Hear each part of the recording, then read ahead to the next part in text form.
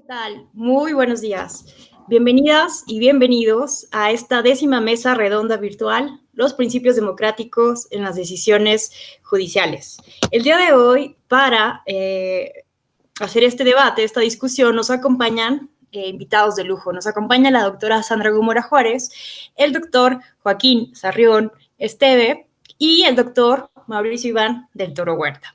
La dinámica de la mesa es muy sencilla. En un primer momento, cada uno de nuestros invitados contará hasta por 15 minutos para hacer el uso de la voz y en un segundo momento haremos una ronda de preguntas y respuestas de todos que nos están siguiendo a través del canal de YouTube. Así que, por favor, esperamos todas sus preguntas a través de las redes sociales de la Escuela Judicial Electoral.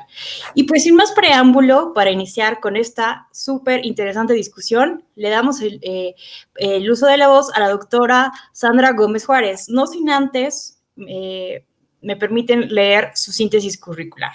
La doctora Sandra Gómora es actualmente investigadora de tiempo completo del Instituto de Investigaciones Jurídicas de la UNAM en el área de Filosofía y Teoría del Derecho. Asimismo, es investigadora a nivel 1 del Sistema Nacional de Investigadores del CONACYT y directora de Problema Anuario de Filosofía y Teoría del Derecho. Doctora en Derecho por el Instituto de Investigaciones Jurídicas de la UNAM y maestra en Derecho con mención honorífica por la División de Estudios de Posgrado de la misma universidad. Muchísimas gracias, doctora, por aceptar el día de hoy la invitación a participar en este evento y sin más preámbulo, le cedo el uso de la voz. Gracias, muchas gracias Alejandra. Pues para mí es un gusto enorme estar en esta mesa, participar el día de hoy y compartir con los compañeros de la mesa. Después del susto que nos llevamos hace unos momentos, creo que ya estamos más repuestos y ya podemos volver a nuestras actividades y trabajar nuevamente. La verdad que es un gusto para mí y un gusto doble porque en algún momento de mi carrera tuve la oportunidad de colaborar con el Tribunal Electoral del Poder Judicial de la Federación y bueno, tengo muchísimos aprendizajes de esa época y además muchos buenos colegas y compañeros también muy talentosos que pues trabajan en esa institución, entonces bueno, pues ese es doble el gusto para mí. Lo que voy a hacer es dar algunas líneas sobre el tema que hoy nos convoca, que son los principios democráticos en las decisiones judiciales. Y me gustaría compartir con ustedes algunos elementos y ir poniendo algunos elementos también sobre la mesa. Y la primera cosa que quisiera comentar es una obviedad que tiene que ver con el lugar central que tienen las reglas o las normas jurídicas en nuestro sistema jurídico, como una columna vertebral, ¿no? Y las principales figuras a través de las cuales se transmiten estas normas jurídicas, pues es la legislación y el precedente. Creo que estos elementos son importantes y es importante mencionarlos porque a pesar de que es una obviedad, creo que de ahí se desprenden varias cosas interesantes que después iremos viendo. Tanto las normas jurídicas que se manifiestan a través de legislación o a través de precedentes se transmiten a través del lenguaje. ¿Y qué significa esto? Bueno, pues que el lenguaje tiene ciertos límites y que a la vez, debido a estos límites, se van a presentar ciertas complejidades en la aplicación, una vez ya hablando de decisiones judiciales. Creo que de ahí viene esta distinción también muy reconocida, esta distinción teórica entre casos claros y casos difíciles, en el que, bueno, asumimos que los casos claros son aquellos en los que las condiciones de aplicación de la norma jurídica son digamos, valga la redundancia, claros y fáciles de aplicar, y en cambio en los casos difíciles no hay una claridad acerca de si las condiciones de aplicación son adecuadas o no y si una norma jurídica se aplica o no al caso particular. Y de ahí que sea muy importante y creo que relevante este ejemplo que es muy conocido por todos en relación con el ejemplo de vehículos en el parque, el ejemplo de Hart sobre que se prohíbe circular con vehículos al interior del parque, porque para todos es muy claro que un automóvil es un vehículo, pero realmente nunca cuestionamos qué comprende vehículo, ¿no? Y esto tiene que ver con los propósitos que tenemos inicialmente al establecer una norma jurídica. Una norma jurídica se establece con ciertos propósitos y persigue ciertos propósitos que giran en torno al caso paradigmático de vehículo. Pero realmente por sí, aunque es un ejemplo muy simple, sigue siendo muy significativo en el sentido de que nos permite dimensionar, en un caso tan sencillo como este, toda la complejidad que se puede derivar acerca de o de una sola palabra, ¿no? Cuanto más en otros contextos. Entonces, creo que partiendo de esa idea nos da una luz acerca del trabajo al que se enfrentan las juzgadoras y los juzgadores cuando traen ante sí un sinnúmero de casos que presentan, sí, algunas características del caso claro, del caso paradigmático, pero no otras características, o presentan algunas distintas a las del caso claro, y eso ya hace que el caso no sea un caso simple, un caso de simple o de mera subsunción. Y frente a estas dudas se suele recurrir al estudio, ¿no? A lo mejor buscando una relevancia, una proximidad con el caso claro, y la guía de esa búsqueda está orientada por principios, principios que muchas veces están contenidas en las normas jurídicas. Pero es aquí donde viene, creo yo, uno de los desafíos y de las complejidades más importantes, y es que enfrentamos ciertas resistencias y preocupaciones sobre esta tremenda responsabilidad que implica la labor interpretativa de los tribunales, que en buena medida se encarga de asignar significados a las normas jurídicas creadas por un ente, digamos, con representatividad democrática, ¿no? Otro elemento creo que es importante es que venimos de una tradición jurídica mucho más tendiente al formalismo y es muy difícil procesar para nosotros la idea de tener tribunales con una función interpretativa fuerte, ¿no? Creo que chocan un poco estas dos nociones y puede ser leído como una amenaza. Creo que esta cuestión es importante superarla, ¿no? Porque incluso la discreción judicial tiene límites, ¿no? La discreción judicial está orientada y creo que ahí los principios juegan una función importante en la determinación, digamos, de esos, si no límites específicos, sí de esas guías o de esos caminos por los que debe cursar, pues, la elección, porque al final del día creo que esa es la palabra, la elección judicial. Y bueno, esto decía que no es arbitrario, no es irracional, es una decisión orientada por principios. Y esto digamos, el presupuesto entonces del que partimos es justamente este límite del lenguaje que es la textura abierta del lenguaje, por lo cual si asumimos que esto es así, entonces en algún momento todos los tribunales van a enfrentarse a una elección.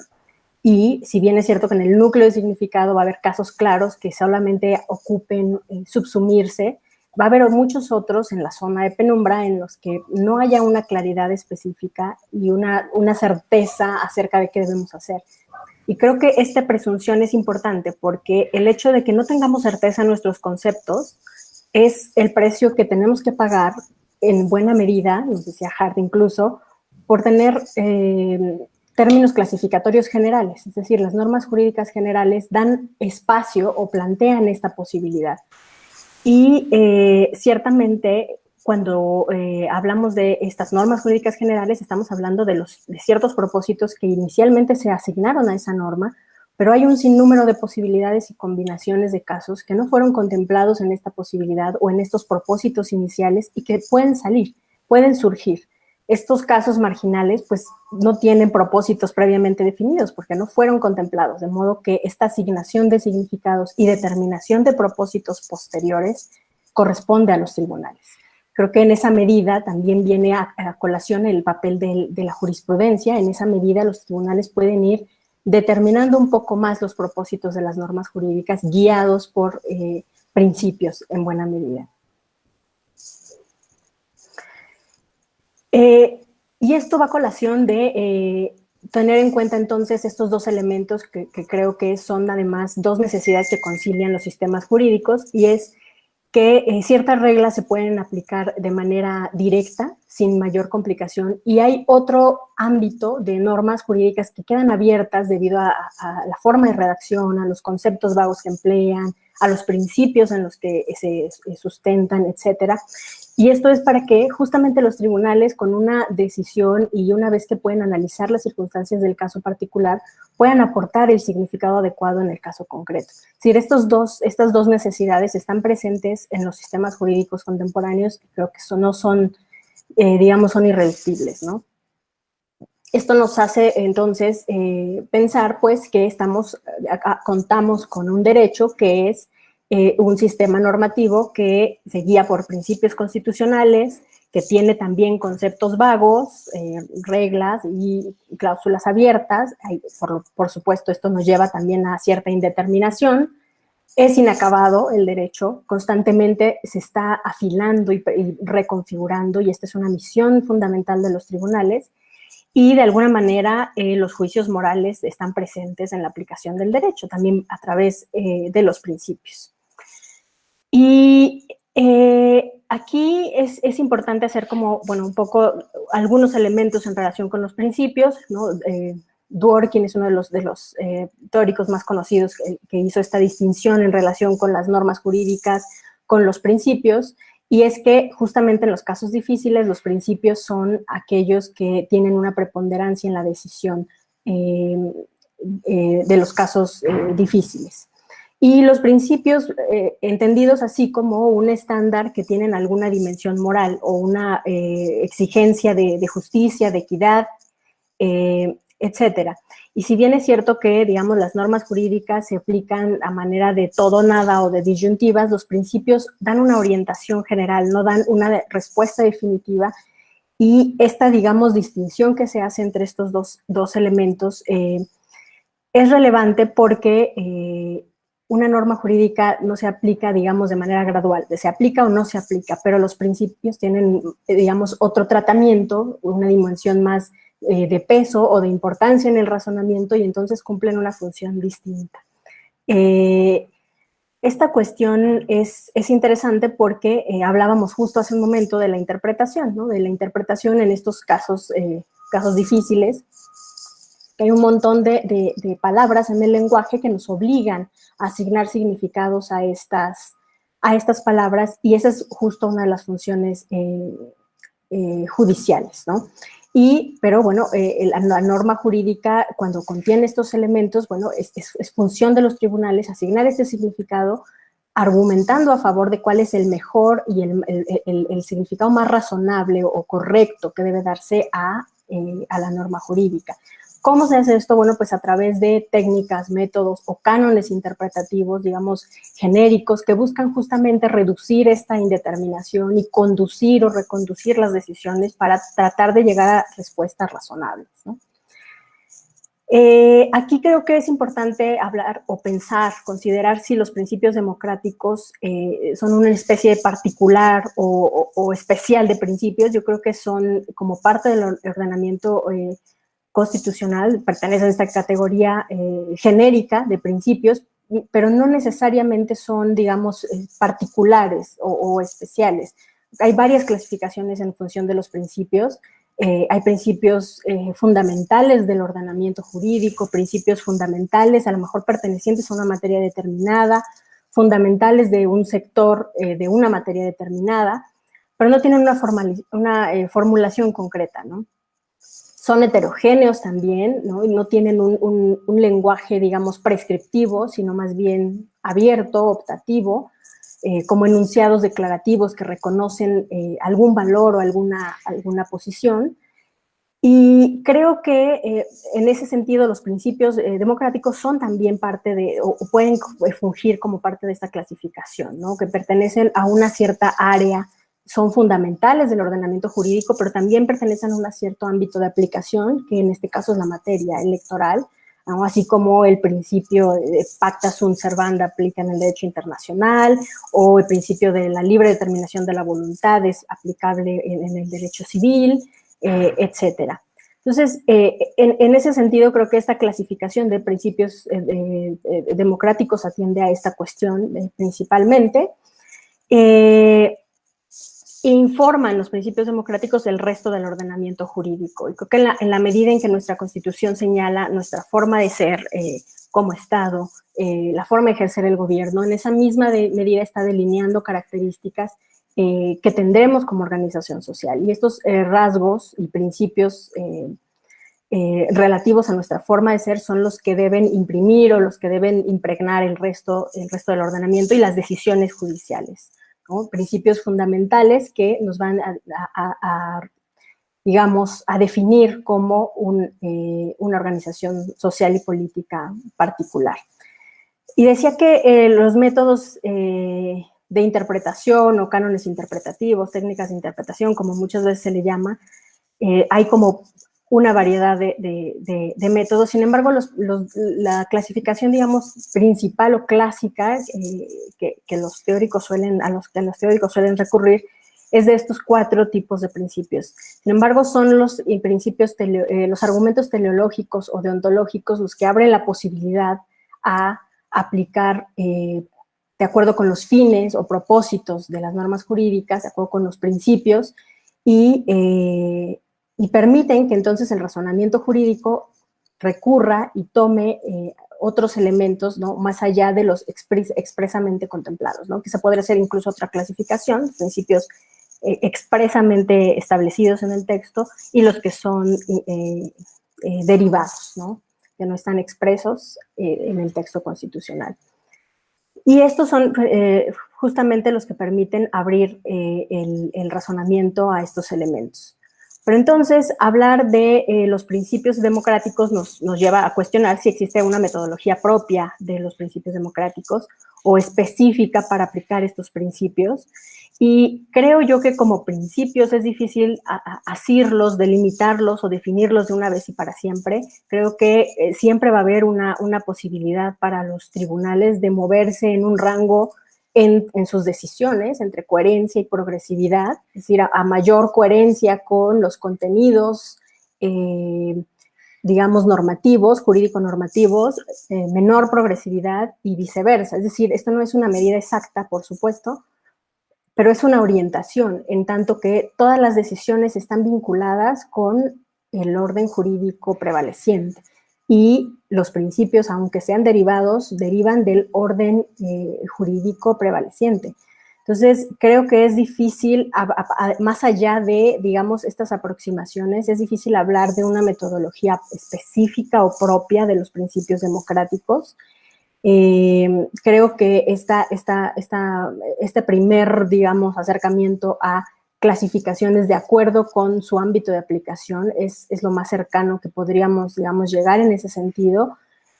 Y creo que la metodología genérica de la aplicación de los principios es aplicable también para los principios democráticos, pero más allá de esto no estoy segura de poder hablar de alguna otra, digamos, subclasificación o especificidad, ¿no? Y creo que a lo mejor es importante plantearnos si esta búsqueda, digamos, genérica de objetividad, ¿no?, a través de una metodología propia a los principios democráticos, pues puede ser una respuesta al constante ataque a la legitimidad judicial para decidir ciertos temas, ¿no? Y si esto no es, cabe preguntarnos y reflexionar, si esto no es una forma de intentar solventar una de las variedades en las que se presenta la objeción contramayoritaria. Creo yo, de todos modos, que la respuesta no está en la especificidad de los principios democráticos o en una metodología para aplicar principios democráticos. Creo que el problema es más general y tiene diversas expresiones y en general puede ser mucho más, digamos, visible en la materia electoral por el tipo de asuntos que resuelve, que precisamente tocan los temas democráticos, ¿no? Creo que es un problema general de la forma y de la percepción del ejercicio interpretativo que hacen los tribunales, ¿no?, que deviene también de una perspectiva mucho más formalista y que puede ser leída como una amenaza también ¿no?, por ciertos órganos. Creo que sí, ciertamente pueden ser más intensas en el tribunal electoral, pero partimos, creo, de una noción de que los tribunales hacen efectiva la protección de los derechos y dotan de contenido a los principios democráticos en la aplicación concreta. Así como hablábamos hace un momento, asumimos que el lenguaje es abierto y es poroso, realmente no hay manera de delimitar y acotar mucho más ese lenguaje, porque todo digamos, todo se transmite a través del lenguaje.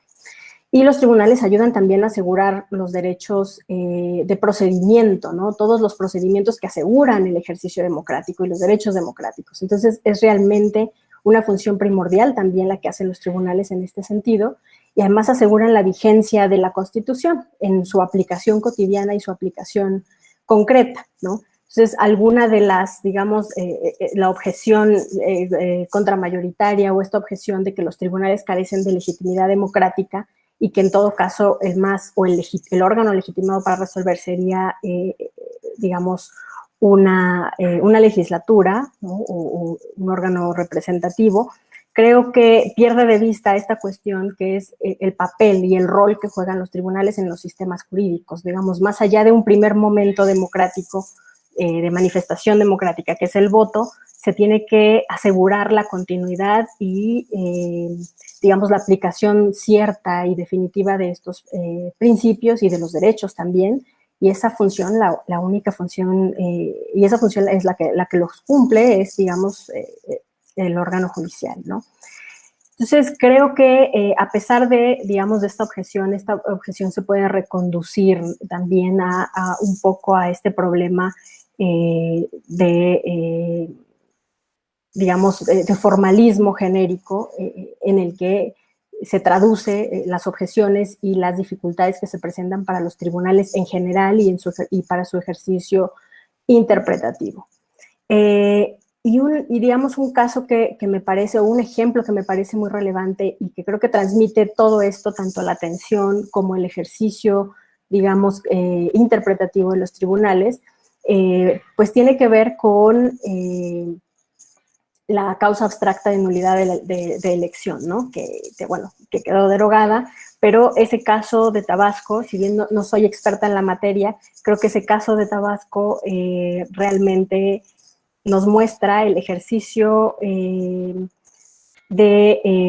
digamos, ponderación de razones que tuvo el tribunal y el ejercicio interpretativo de buscar el aseguramiento de los principios democráticos a través de una interpretación y a través de la integración de esta sentencia, y creo que ahí hubo muchos elementos que se pusieron en juego y analizar si era factible o no declarar la nulidad cuando justamente los principios que estaban siendo vulnerados eran los principios fundamentales de la democracia, y como garantes de la democracia, qué tanto debían o no ir a asegurar o a interpretar estos principios para asegurar esos elementos. Creo que este es, a pesar de ser un caso pues muy, muy complejo y muy controvertido, creo que es el ejemplo específico de esta tensión que se presenta de manera permanente, ¿no? entre estos órganos. Y bueno, simplemente terminar con mi intervención diciendo que creo que es irreductible esta tensión y que esta tensión va a ser permanente. No estoy segura que sea una solución que podamos encontrar a través de, digamos, mayores clasificaciones o métodos que nos permitan reducir esta incertidumbre, ¿no? O buscar objetividad. Y con eso termino. Muchas gracias.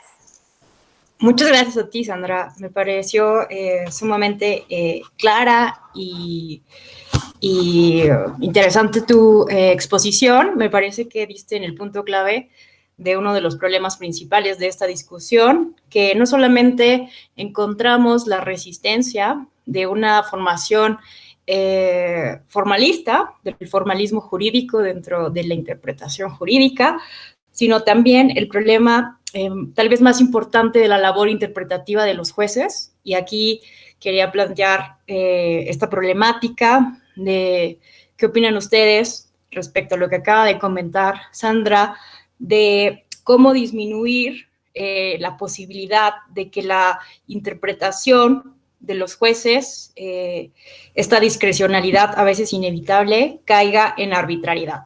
Entonces, bueno, muchísimas gracias, Sandra. Hemos abierto ya algunos puntos para esta discusión. Ahora corresponde darle el uso de la voz al doctor Joaquín Sarrión Esteve.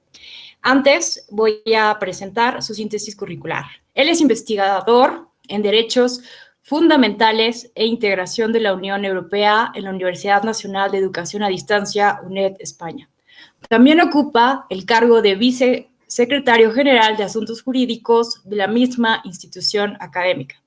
Posee una formación especializada en Derechos Fundamentales que incluye el diploma en Derecho Constitucional y Ciencia Política del Centro de Estudios Políticos y Constitucionales con premio final a la memoria de investigación, máster en Unión Europea y doctorato di ricerca en la AMS Università di Bologna. Sin más preámbulo, tiene el uso de la voz, doctor. Muchas gracias, Alejandra, por la presentación. Y, en primer lugar, quería dar las gracias a los organizadores por la invitación a participar en esta mesa redonda. Para mí es un honor participar en la misma. Respecto a los principios democráticos en las decisiones judiciales, bueno, mi perspectiva yo creo que va a ser complementaria a la que ha planteado Sandra Gómora, porque va a ser más una perspectiva desde el punto de vista del derecho constitucional, que es la disciplina en la que yo me muevo, ¿no? El conocido problema de la interpretación jurídica siempre ha preocupado y nos ha ocupado a los constitucionalistas también, porque es muy importante respecto a la determinación precisa de cuál es el sentido correcto, la interpretación que hay que inferir de una norma jurídica o una disposición jurídica cualquiera.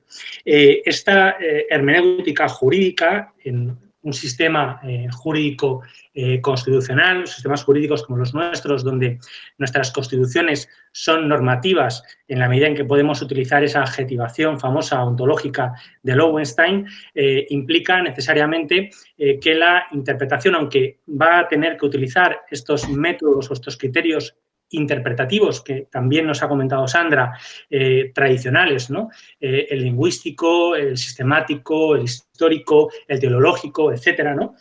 Necesariamente va a tener también que partir de la interpretación constitucional. Y cuando digo o hablo de la interpretación constitucional, me refiero a que a nosotros, desde la perspectiva del derecho constitucional, no solamente nos interesa la interpretación de la Constitución o de la norma constitucional o norma fundamental de un régimen constitucional, sino de que cualquier interpretación de cualquier norma jurídica, de cualquier disposición jurídica, o por decirlo de otra manera, desde el punto de vista de Santi Romano, desde el punto de vista ordenamental, de cualquier norma o elemento que forme parte del ordenamiento jurídico, necesariamente esa interpretación va a tener que ser conforme a la Constitución. Es decir, que de alguna manera la interpretación conforme al texto constitucional es necesaria, es esencial. Cualquier elección de un criterio interpretativo debe ser ajustada a la Constitución, de forma de que si de la norma se pueden deducir o se pueden inferir diferentes, eventualmente, interpretaciones, sea una, sea dos, sea tres, solamente podremos seleccionar, el juez solamente podrá seleccionar la interpretación que sea conforme a la Constitución o sea constitucional. Esto es importante porque partimos desde un punto de vista axiológico de que todo Estado de Derecho es necesariamente un Estado de Derecho democrático, es un Estado de Derecho que se rige por una Constitución de carácter normativo. En ese sentido, necesariamente va a incorporar los valores de justicia, de pluralismo político, de separación de poderes, de garantía de derechos y libertades. Sobre la pregunta de cuáles serían esos principios democráticos, si existen esos principios, bueno, Sandra ha hablado muy bien de cuál es la definición de principios. Desde el punto de vista del derecho constitucional, principios serían aquellas normas fundamentales o aquellos fundamentos que rigen todo el sistema o todo el ordenamiento jurídico constitucional. Claro, si hablamos de principios democráticos, estamos ya estableciendo un adjetivo a esos principios. ¿Podemos definir todos los principios constitucionales como principios democráticos? Esa es una cuestión que, desde luego, me parece interesante, difícil. Yo creo que no todos los principios constitucionales van a ser principios democráticos, a pesar de que estén en la Constitución, pero, sin lugar a dudas, podríamos identificar dentro de la Constitución principios muy vinculados a, digamos, lo que es la esencia del régimen constitucional democrático. Yo creo que la perspectiva que yo puedo plantear, y así la he preparado, es aportar la perspectiva de la doctrina constitucional española, en la medida en que pueda ser interesante desde el punto de vista comparado para ustedes. España se configura como un Estado social y democrático de derecho, en nuestra Constitución, en el artículo 1.1. Copiamos la formulación alemana, no es algo original por nuestra parte, pero sin duda la Constitución española, que es una Constitución muy joven, de 1978, es una Constitución normativa en el sentido ontológico y es una Constitución que establece un régimen de garantías de derechos y de libertades. Separación de poderes, pluralismo político, etcétera, etcétera.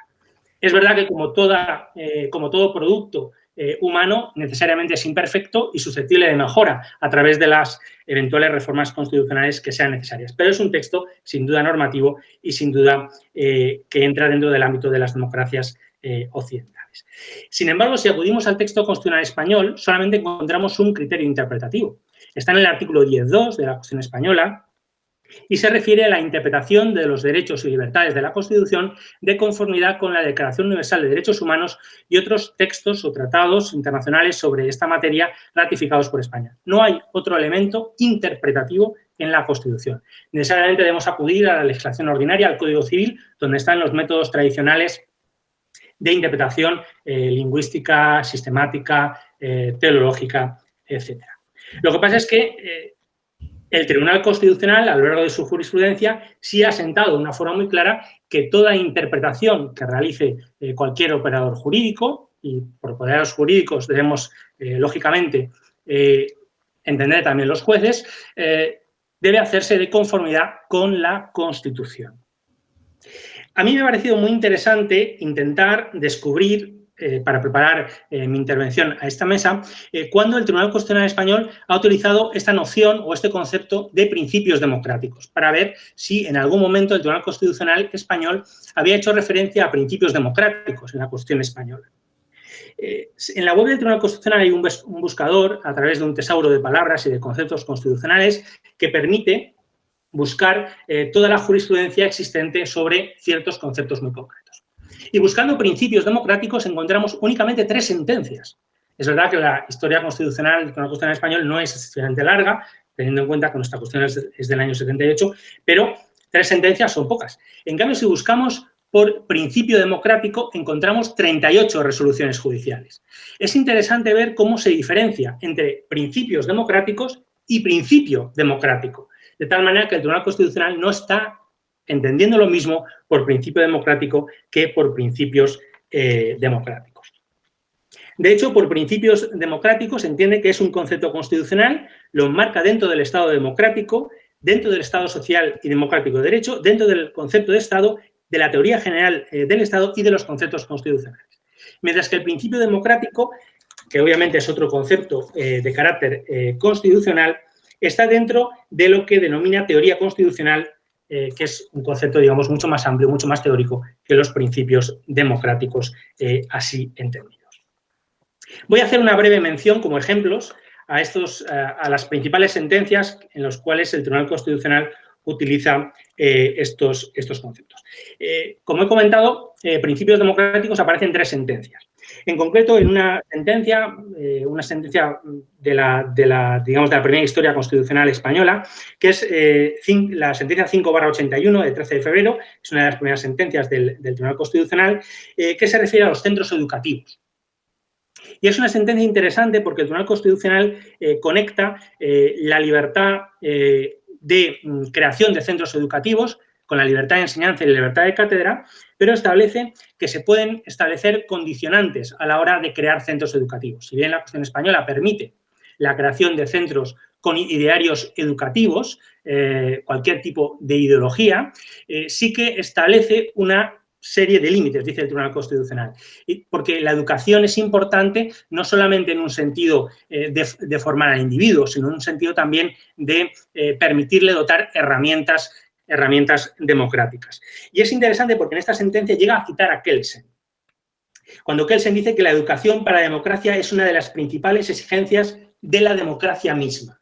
Y por eso el Tribunal Constitucional en esta sentencia viene a decir que el Estado puede establecer condiciones a la hora de la creación de centros educativos privados que vayan a participar en la formación docente, especialmente en la formación docente reglada.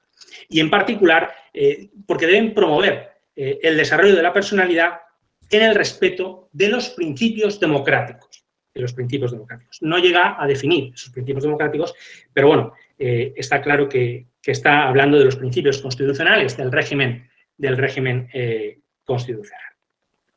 Las otras dos sentencias, la 48/2003 del Pleno y la 31/2009 de una sala del Tribunal Constitucional, son dos sentencias referidas a partidos políticos y, en concreto, referidas a la Ley de Partidos Políticos de 2002, que es una ley que aprueba el Parlamento español para tratar de prohibir aquellos partidos políticos que en España estaban apoyando de una forma activa el terrorismo de la banda terrorista ETA.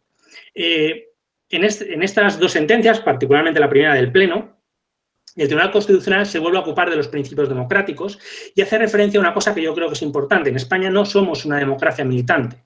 Es decir, no se exige una adhesión activa a la Constitución.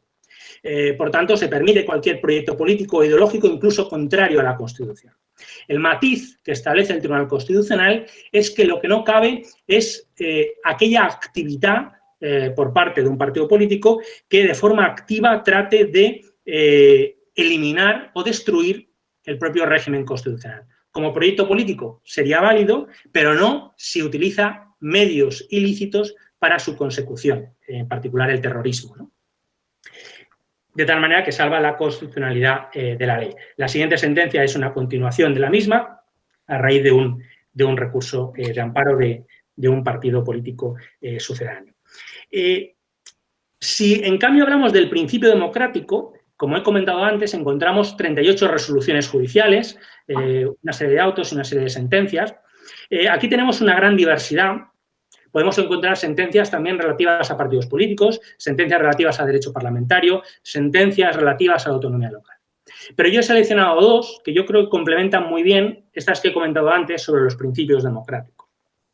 Y las dos son referidas al pretendido proceso de independencia de la comunidad autónoma de Cataluña. Son las sentencias 114/2017 y 124/2017, ambas del Pleno del Tribunal Constitucional. En la primera de ellas se había impugnado la ley del referéndum, una ley autonómica que aprobaba un referéndum en Cataluña sobre la independencia y que fue objeto de recurso por parte del presidente del Gobierno español, y el Tribunal Constitucional en esa sentencia, que como digo está dentro del concepto de principio democrático, lo que viene a sostener es, enlazando con las ideas anteriores, es que en la Constitución se admite cualquier proyecto político, incluso contrario a la Constitución española, pero que necesariamente los medios que debe utilizar para modificar la Constitución son los previstos en el procedimiento de reforma o de revisión constitucional. De tal manera que el planteamiento de un referéndum, aunque esté aprobado por el Parlamento de Cataluña, por tanto, de acuerdo al principio de mayoría de ese Parlamento autonómico, sería contrario a la Constitución porque no es disponible. El proceso constituyente, la Constitución cerró una serie de temas que no son disponibles para los poderes constituidos, para cualquier poder constituido. Esto es interesante porque no sería disponible ya no para el Parlamento Autonómico catalán, tampoco para el Parlamento español o para las Cortes Generales españolas, porque no dejan de ser poder constituido. La única manera de alterar eso sería reformar la Constitución, que evidentemente es posible, pero no habría otra forma de modificar, digamos, tal y como está establecido en la Constitución. Los principios a los que hace referencia el Tribunal Constitucional son la soberanía del pueblo español, como soberano, que es el único titular de esa soberanía, no los distintos pueblos que pueden formar la nación española o el pueblo español. En segundo lugar, hace referencia también al sistema de poderes, al sistema de derechos, al sistema de equilibrios, e incluso también cita el propio principio de autonomía de Cataluña, que también quedaría conculcado a través de esa ley de referéndum. La siguiente sentencia es sobre la ley de transitoriedad que aprueba el Parlamento de Cataluña y que pretendía insistir en el referéndum y la separación de España, y vuelve de nuevo el Tribunal Constitucional a declarar la nulidad de la ley por ser contraria a los principios esenciales del ordenamiento constitucional. A mí lo que me parece interesante, si tenemos en cuenta tanto las sentencias referidas a la Ley de Partidos Políticos de 2002 como especialmente estas otras sentencias referidas al proceso o al pretendido proceso de independencia o de secesión del territorio de la Comunidad Autónoma de Cataluña, es que el Tribunal Constitucional manifiesta claramente, controla, en definitiva, el principio democrático, controla, por un lado, una ley de partidos aprobada por el Parlamento español, declarándola constitucional, y por otro lado, en cambio, declara inconstitucional 2 leyes autonómicas, también aprobadas de acuerdo al principio democrático en el Parlamento autonómico, en base a principios constitucionales. Como se puede inferir, lógicamente, estas sentencias, sobre todo las del proceso de independencia, las catalanas, fueron muy contestadas desde el punto de vista del pueblo, por una mayoría del pueblo catalán, que digamos, apoyaba a los partidos políticos dominantes en el Parlamento, ¿no? Que tenían la mayoría del Parlamento autonómico. Y esto es lo que me sirve para hablar un poco de esta cuestión de la problemática de los jueces a la hora de contrarrestar el principio democrático.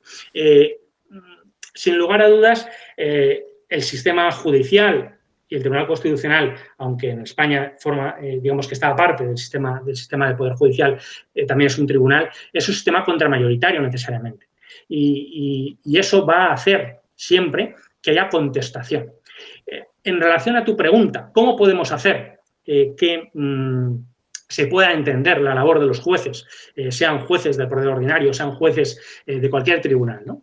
Yo creo que debemos buscar siempre la utilización cada vez más de un lenguaje menos técnico en las sentencias. Desde luego, la argumentación jurídica es esencial porque es la única manera de controlar el poder de los jueces para que no sea un poder arbitrario, sino un poder discrecional que se ejerce de forma racional, pero sin lugar a dudas no se deben hacer las sentencias, entiendo yo, para que sean únicamente comprendidas por los expertos jurídicos.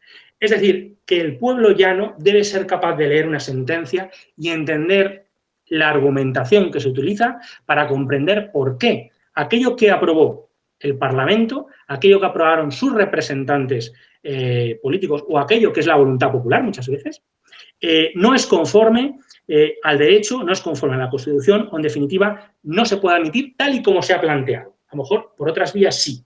Y eso es muy importante hacerlo a través de es difícil conjugar una argumentación jurídica adecuada que pueda, digamos, permitir identificar la exégesis que realiza el juez, a la vez que es un lenguaje llano y, por tanto, comprensible por los ciudadanos. Pero es necesario, más que nunca en las democracias actuales.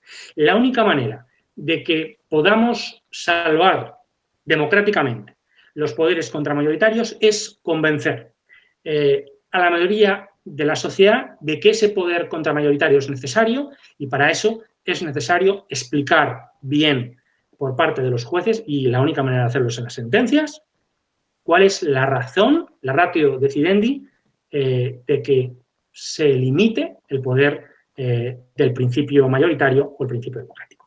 Y eso sería mi intervención, sin perjuicio de que luego pues, comentemos todas estas cuestiones. Gracias. Claro, muchísimas gracias, doctor Sarrión. La verdad es que ha sido sumamente interesante conocer esta visión del caso español. Me parece que se empiezan a asomar principios comunes de la democracia que podemos ir como vislumbrando, como el que mencionaba de la soberanía, la división de poderes, el principio de autonomía. Y es bastante interesante ver esta distinción, ¿no?, de interpretación del Tribunal Supremo español. Y gracias por hacer esta primera propuesta de usar tal vez un lenguaje menos técnico por parte de los jueces. Creo que abona la tesis de Habermas de que en democracia nos debemos razones los unos a los otros, y sea la decisión que se tome finalmente por un órgano constitucional colegiado, debemos de saber las razones, la argumentación detrás de las decisiones. Muchísimas gracias, doctor. Y pues sin más que comentar, preámbulo, vamos a dar el uso de la voz ahora al doctor Mauricio del Toro, no sin antes, permítanme leer su síntesis curricular. El maestro doctor Mauricio Iván del Toro Huerta Actualmente se desempeña como secretario de estudio y cuenta de la Sala Superior adscrito a la ponencia del magistrado Indalfer Infante González. Es licenciado en Derecho por la Universidad Nacional Autónoma de México y doctor en Derecho por la Universidad Complutense de Madrid. Cuenta con más de 14 años de experiencia en el ámbito del derecho electoral. Muchísimas gracias, Mauricio, por aceptar esta invitación y te cedo el uso de la voz. Muchas gracias, Ale. Yo partiendo de lo que ya se comentó, voy a hacer una exposición pues quizá general, evitando ser redundante en lo que ya se dijo. Mi primer apuntamiento será para el concepto mismo de principios democráticos constitucionales, ¿no? La complejidad conceptual que ya se ha expresado aquí, que tiene que ver con cuáles son estos principios democráticos, y si son constitucionales significa que son expresos o que son implícitos, y esta es otra dificultad tanto teórica como práctica. Entonces, entendemos por principios democráticos principios propios del sistema político, como aquellos previstos en el artículo 40, por ejemplo, ¿no? Ya se aludían a ellos, principio republicano, federal, soberanía, el principio de soberanía popular en sus dos dimensiones, interna y externa, principio de autodeterminación de los pueblos, de libre determinación y su alcance a partir también del reconocimiento de su derecho a comunidades indígenas o pueblos, principio de supremacía constitucional, principio de división de poderes, el principio democrático como principio mayoritario en temas electorales, pero también en otros temas de principio democrático, por ejemplo, aludido a simplemente una votación mayoritaria en sociedades de otra naturaleza, en asociaciones. También puede hablarse de principio democrático cuando se alude a las facultades del Parlamento, a la reserva de ley, a la deferencia al legislador, a que se respete este principio democrático en tanto que es el legislador el que tiene este origen electoral. El principio representativo, el principio de democracia deliberativa, también asociado al Parlamento, pero también a otras entidades de gobierno, el principio de democracia directa, el principio de laicidad, los principios de tolerancia, de pluralismo, de multiculturalismo, de libertad en general, libertad, igualdad, fraternidad en sus modalidades clásicas, justicia, dignidad, en fin, estos son principios que se derivan explícita o implícitamente del sistema político. Ahora, si por principios democráticos los asociamos a una materia en específica, como podría ser la electoral, tomando también partes del artículo 41 constitucional, bueno, entonces tenemos los principios rectores de la materia electoral: legalidad, imparcialidad, transparencia, igualdad, objetividad, certeza, seguridad. El principio de integridad electoral, este es un principio que de dónde viene, de dónde sale, por qué se enuncia, bueno, tiene una razón y un origen. Los principios de universalidad y libertad del sufragio, el principio de autenticidad, periodicidad y competitividad en las elecciones, el principio de progresividad en general asociado a los diferentes derechos humanos, entre ellos los político-electorales, el principio de no reelección o el principio de reelección consecutiva o no consecutiva, el principio de paridad de género, flexible, estricta, sus diferentes ámbitos de aplicación, el principio de no discriminación, el principio de igualdad de oportunidades en la participación política, el principio de autonomía política, el principio de libertad de asociación, de reunión y expresión, el principio de autoorganización de los partidos políticos, el principio de organización autónoma de las elecciones por una autoridad profesional e imparcial a través de ciertos procedimientos, los principios procedimentales del propio mecanismo de lo electoral, como podría ser la definitividad de las etapas electorales en el procedimiento, los estándares electorales, las buenas prácticas electorales. Y además, si nosotros asociamos la teoría del constitucionalismo democrático con dos aspectos elementales, que son la garantía de los derechos humanos y la división o el control entre los poderes, el control del poder político, por decirlo de alguna forma, de cualquier otro poder, si utilizamos la expresión de Ferrajoli, de los poderes salvajes, entonces tenemos que hay principios del propio sistema que son también constitucionales y que también se vinculan con la democracia en alguna de su dimensión, ya sea en su dimensión funcional como una democracia electoral, ya sea en su dimensión digamos, última, como podría ser el respeto a los derechos humanos, la convivencia social, en fin, en este concepto amplio de democracia que, por cierto, alude el artículo 3º constitucional.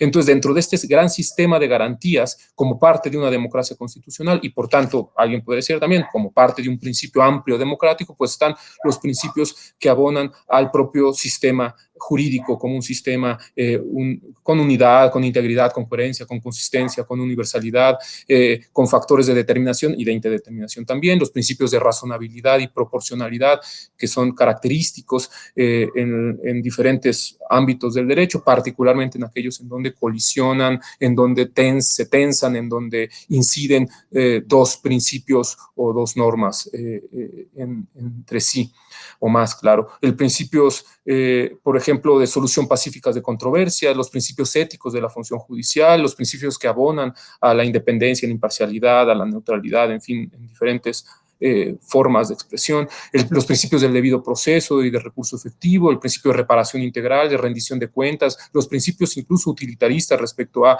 cuál es la mejor optimización de ciertos aspectos de los recursos, el principio de paz social, el principio del efecto útil, el principio de gobernanza, el principio de cooperación, de solidaridad, de subsidiariedad, de debida diligencia, de interdependencia de los derechos, ya si hablamos de principios constitucionales previstos específicamente para los derechos humanos, tendremos que pensar en el artículo 1, por supuesto, y en el principio de interdependencia, indivisibilidad, universalidad, progresividad, y entre ellos todo, pues no podemos olvidar esto que ya se dijo aquí, los principios de complejidad e incertidumbre como estructuras incluso mentales para la comprensión del mundo en general, ¿no? Entonces, tenemos que hay una heterogeneidad de principios, de concepciones, de que son, no es claro ni cuáles son, ni no siempre dónde están, y que sin embargo los utilizamos, y los utilizamos principalmente en una doble dimensión, que es la dimensión de, por un lado, esta dimensión estructural entre que se dividen las normas en cuanto tales en dos formas estructurales, reglas por un lado y principios, que es muy común y que ya se mencionaba aquí, las discusiones que se originan con los debates entre Hart y Dworkin, y en Europa, pues que son de vieja cuña también, pero bueno, con Alex y toda la teoría de la ponderación, y aquí en América Latina, que retoma mucho de su aspecto a partir del Tribunal Europeo, la Corte Interamericana, y una doctrina que también se ve influenciada por estos dos aspectos, tanto la discusión europea como la norteamericana e inglesa. Entonces tenemos este acercamiento a los principios. Ahora, ¿pero qué son estos principios? ¿Son principios jurídicos? ¿Son principios morales? ¿Son principios, ya decía yo, explícitos, implícitos? ¿Son principios fundamentales? ¿Son principios generales del derecho como normas de cierre de un sistema? ¿Son principios que los pone el legislador, que los pone el juez, que los infiere? ¿Son fuentes formales, fuentes materiales del derecho dentro de la vertiente de la discusión de la teoría de las fuentes del derecho? ¿Surgen como parte del razonamiento jurídico? ¿Derivan de él en su aspecto implícito cuando no están expresos previamente? ¿Cómo se formulan? Si esto supone que tiene una formulación en tanto en su antecedente más abierto respecto de las normas, y que por lo tanto son normas redactadas de forma más abierta, y que eso hace que, como ya se dijo aquí, que sean prima facie, que sean categóricas, que sean en un primer momento, y que por lo tanto se vayan configurando a partir de su propia aplicación, y en casos fáciles, en casos difíciles, en fin, y todo esto que ya se adelantó aquí y que se dijo. Entonces, en general, creo que tenemos una visión principialista del derecho muy fuerte. Ese es el paradigma que se supone que se instaura principalmente con el siglo XX, a partir de los juicios de Nuremberg, y quizá obviamente también en las discusiones teóricas posteriores, ¿no? Con estos autores que yo citaba y otros más, con esta idea de constituciones normativas llenas de principios, con esta idea de la ampliación del sistema de fuentes, con esta idea de los poderes amplios que tienen los jueces en su discrecionalidad para resolver temas constitucionales. Todo esto hace que, como ya dicen diferentes autores, ¿no?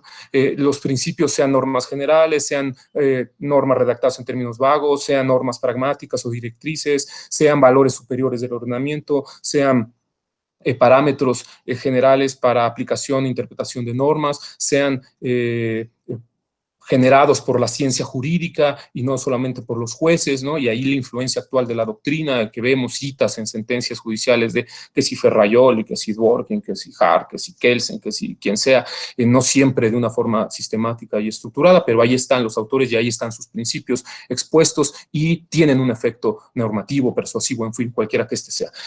Desde esta perspectiva, entonces, tenemos que hablar de principios constitucionales no es algo que resulte ni sencillo ni fácil en su aplicación. no obstante que sean tan comunes y que el discurso abunden tanto. Son normas teleológicas, sin duda, son normas que establecen también valores que dentro de esta cuestión perspectiva axiológica son valores al ser constitucionales, porque hay principios de otro orden jerárquico, pero al ser constitucionales ya por sí mismos ya adquieren un valor superior dentro del ordenamiento. Son premisas antropológicas, diría Haberle, la dignidad humana es la premisa central, es un principio, es un valor, también se asocian obviamente los principios a ciertos valores. La integridad electoral, por ejemplo, pues es un concepto que se asocia fundamentalmente a valores, aunque también obviamente a reglas, a normas y otros bienes valiosos en las sociedades que son o pretenden ser democráticas, ¿no? Son condiciones mínimas de convivencia, son básicas, elementales, pero también son bases de estructuración, como el principio de subsidiariedad, el federalismo, ¿no?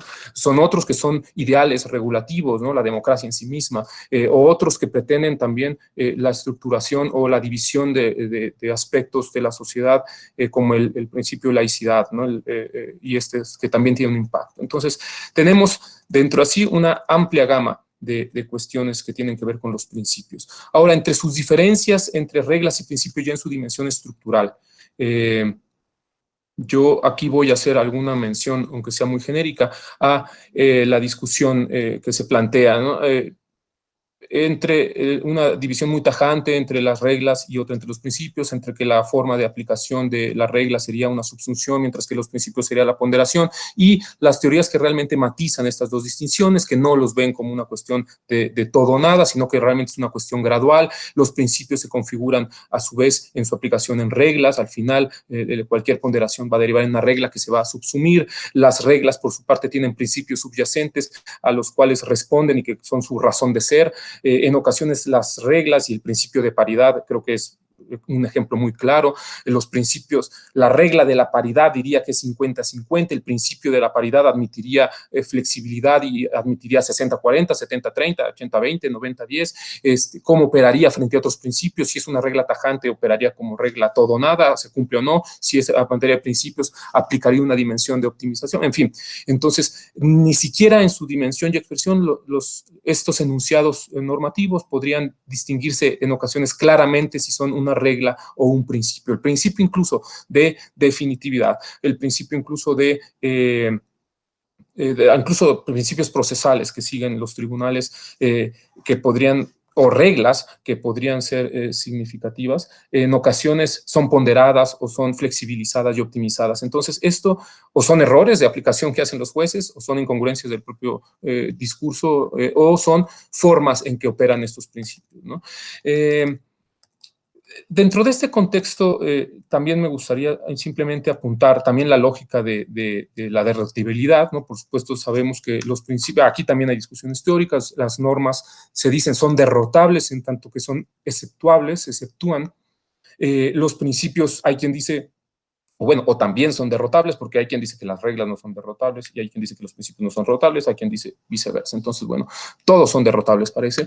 Los principios son derrotables también en la medida en que en un caso se optimizan frente a otros. Entonces, todas estas cuestiones que no son menores en su complejidad teórica, y en su desarrollo, incluso las propias fórmulas de ponderación o proporcionalidad o las valoraciones de sus dimensiones regulativas cuando se aplican principios en sentido estricto, hacen que los jueces tengan que esforzarse para distinguirlos si se quiere hacer una aplicación más deliberada, más racionalizada, más pensada, más justificada, digamos.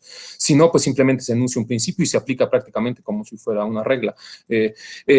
Esto nos lleva también a lo que algunos doctrinarios hablan de la falacia de la precisión en la ponderación y en las distinciones entre reglas y principios, y todo este discurso que realmente, aunque nos da metodologías y nos facilita la aplicación del derecho, hay veces lo hace tan complejo que es difícil, dada la diversidad de tribunales, la diferente formación de los operadores judiciales, de los propios titulares, las visiones que se tienen, el impacto, digamos, el contenido valorativo que se reconoce a los principios y que ya se despega un poco entre esta estricta aplicación de un enunciado a una valoración en una justificación, digamos, externa de las premisas que se van a aplicar, en donde ya se dijo aquí, aplican los principios morales, las consideraciones políticas, y que en lo electoral, pues eso está muy presente. Entonces, todo eso nos lleva a, yo diría, tener cuidado cuando se valoran los principios, a tener la necesidad de justificarlos de una forma lo más coherente con los propios valores del sistema y lo más consistente dentro de las obligaciones, deberes, prohibiciones, facultades que establece para evitar inconsistencias. Creo yo que en la materia electoral hemos tenido oportunidad de desarrollar diferentes cuestiones a partir de principios, no solamente la nulidad abstracta que ya se dijo aquí en su momento y que después trasciende a la nulidad por principios y que de ahí va a derivar también en otras valoraciones respecto a afectación de principios constitucionales, incluso procesales, por ejemplo, cuando el recurso de reconsideración, que es excepcional, también ahora procede a partir de la violación a los principios constitucionales cuando este es grave, como una defensa, última defensa procesal. Entonces tenemos que hay riesgos, el riesgo es de caer en una retórica principialista en donde todo es un principio, en donde todo se pondera y en donde todo hay que hacerlo maximizando, generando un riesgo respecto al valor sustantivo de lo que son los propios derechos, las reglas y la funcionalidad de las reglas, entendidas estas estructuras más ciertas, más claras. También hay ventajas, evidentemente, una perspectiva de valoración, una posibilidad de argumentación a partir de valores sociales reconocidos y justificados, una mayor tendencia a la judicialización con los pros y los contras que esto supone. En ocasiones es saludable que sean los jueces los que deliberen y resuelvan aspectos sobre principios constitucionales, entendiéndolos como valores fundamentales o como estructuras de operación del sistema, porque es más fácil resolverlo en un caso que el legislador cuando hace su tarea de legislar, pero también hay riesgos en la judicialización, ya lo decía Ale, en la discrecionalidad, en la arbitrariedad que en ocasiones supone simplemente imponer un punto de vista de un grupo de personas que, aunque muy cualificadas, quizá no atiendan todos esos estrictos cargas justificatorias que incluso varios doctrinarios exigen cuando se aplican esos principios. Entonces, por un lado también, ya con esto voy terminando, hay un aumento en la incertidumbre, en la complejidad. Esto es así, esto es innegable. El análisis del caso surge con más preocupación y con más necesidad. La incertidumbre que se genera entre ponderar en un caso una y otra, y que por qué aquí la solución varió y por qué aquí se aplicó, y aquí por qué la garantía de audiencia o el principio de audiencia funcionó así porque aquí no. Las tensiones entre seguridad, justicia y sistema y caso están muy presentes cuando se aluden a principios. En fin, estos serían algunas de las cuestiones que yo pondría en este primer momento. No sé si nada más quizá apuntaría a un aspecto más entre la noción de cuando operamos con principios, no solamente estamos frente a esta discusión entre principios y principios, reglas y principios, sino también entre desentrañar, por un lado, estos principios que subyacen a las normas, por un lado, y luego cómo es que los principios son aterrizados en normas concretas, particularmente, por ejemplo, el principio de paridad. Eso creo que es muy clásico, porque el principio de paridad tiene reglas concretas que deben atenderse en las listas de candidaturas, incluso a veces en la integración o no. Las reglas también a veces pues necesariamente tienen que llevarse a los principios, por ejemplo, aquellas prohibiciones en términos de participación el uso de símbolos religiosos, por ejemplo, estas prohibiciones, ¿no? Los temas de financiamiento, de fiscalización, que establecen reglas muy claras para ciertos aspectos de nulidad, que quizá aplicadas estrictamente llevarían a una cuestión no necesariamente razonable cuando se alude a porcentajes y cosas así. Bueno, yo aquí terminaría esta exposición. Gracias y un gusto estar con ustedes. Muchas gracias, Mauricio. El gusto ha sido nuestro escuchar esta riquísima exposición, porque nos has presentado un panorama bastante amplio de cuáles son los principios con los que estamos conviviendo día a día en los regímenes que aspiran a consolidarse como democráticos. Creo que se muestra esta paradoja que señalaste de que el principialismo como paradigma, tal vez ahorita hegemónico, en nuestro sistema jurídico, si bien es muy común, no es nada complejo.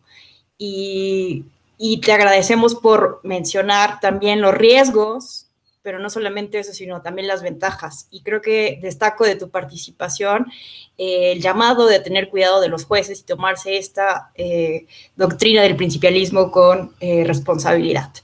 Bueno, ahora vamos a entrar a la discusión partiendo de las preguntas que nos han hecho llegar las personas a través de las redes sociales.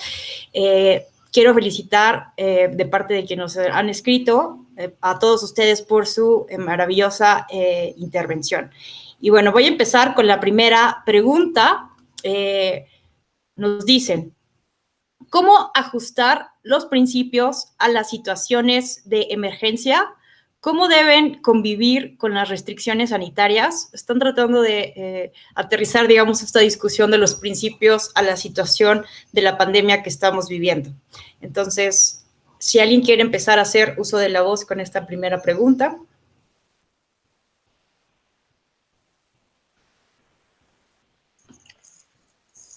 Sí, bueno, creo que a mí me parece relevante retomar algunas para responder a esta pregunta, en alguna medida, retomar algunas de las cosas que mencionaban ya Mauricio y Joaquín antes, y es que sí, ciertamente los principios son ciertos estándares, es decir, no todas las normas son principios, ¿no? Hay algunas normas que lo son y que las vemos, de hecho, de manera expresa en la Constitución, pero otras no. Entonces, esta distinción que hacía Mauricio creo que es muy relevante porque sí, ciertamente, esta clasificación doctrinal o teórica no es tan delimitada o no está tan delimitada y no es tan tajante en ese sentido. Sí, ciertamente muchos principios son positivizados y entonces se pueden aplicar a la manera de una norma jurídica, o muchas normas jurídicas en algún momento también contienen principios y a la hora de decidir ciertamente tienen que establecer los tribunales una regla para poder aplicarla al caso concreto y resolver. Pero los principios son, digamos, no tienen límites definidos, ¿no? Entonces, en ese sentido, la forma de aplicación de los principios en crisis o no en crisis incluye esta complejidad que, sin embargo, creo que sería mucho más llevadera si asumimos que esta forma de operar es así. Es decir, eso no quita la responsabilidad y el tremendo compromiso que tienen los tribunales en identificar y en trabajar diligentemente de la mano de los contenidos constitucionales, ¿no? Esto está conectado con lo que mencionabas hace un momento, del tema de no caer en arbitrariedad.